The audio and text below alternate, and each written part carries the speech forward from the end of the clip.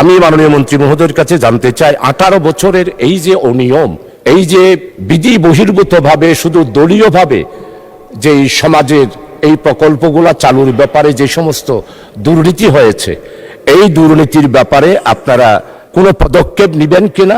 যারা প্রকৃত অর্থে বিভিন্ন ভাতা পাওয়ার যোগ্য তাদেরকে আমরা এই ভাতাগুলো দেওয়ার জন্য চেষ্টা করব।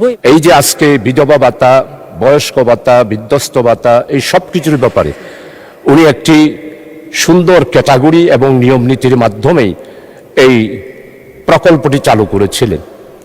কিন্তু গত 18 বছরে আমরা যেটা দেখতে পাই, সমস্ত নির্বাচনী এলাকাগুলোতে ওই ফ্যাসিস্ট যারা ছিল তাদের নিজস্ব লোকদেরকেই এই সমস্ত ক্যাটাগরিতে তারা ভাতা দিয়েছে।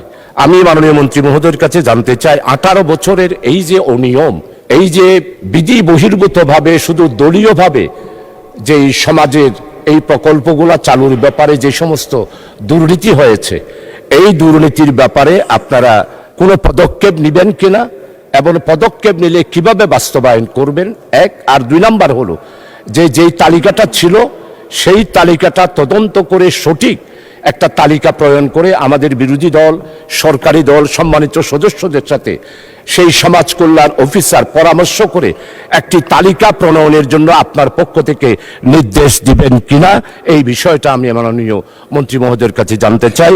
আপনাকে অসংখ্য ধন্যবাদ। মাননীয় প্রতিমন্ত্রী। মাননীয় সংসদ সদস্য, আপনাকে অসংখ্য ধন্যবাদ। মাননীয় স্পিকার, প্রথমে তো এই প্রোগ্রামগুলো চালু করেন আমাদের সাবেক 3 বারের সফল প্রধানমন্ত্রী বেগম খালেদা জিয়া এবং পরবর্তীতে এগুলো ইমপ্লিমেন্ট করেন অন্যান্য সরকার। আমি মাননীয় স্পিকার আপনার মাধ্যমে মাননীয় সংসদ সদস্যকে জানাতে চাই যে লিস্ট যেগুলো করা হয়েছে, আমি আগেও বলেছি যে এখানে অনেক ধরনের স্বজনপ্রীতি করা হয়েছিল বিগত সময়গুলোতে।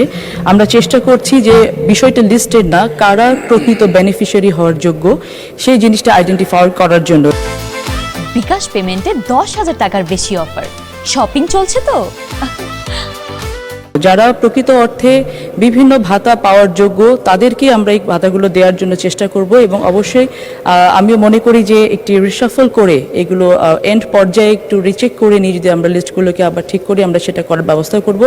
অলরেডি আমরা সেই মোতাবেক কাজও শুরু করেছি।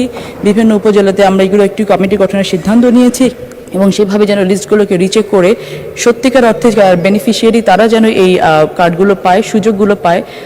সত্যিকার অর্থে আমরা যেটা করতে চাই যে একটা মানুষের জীবন মানের উন্নয়ন করতে চাই। সো সেই জায়গাটা যেন যাদের প্রয়োজন তাদের কাছে জিনিসগুলো পৌঁছায়, সেই বিষয়ে আমরা সচেষ্ট থাকবো অবশ্যই, ইনশাআল্লাহ।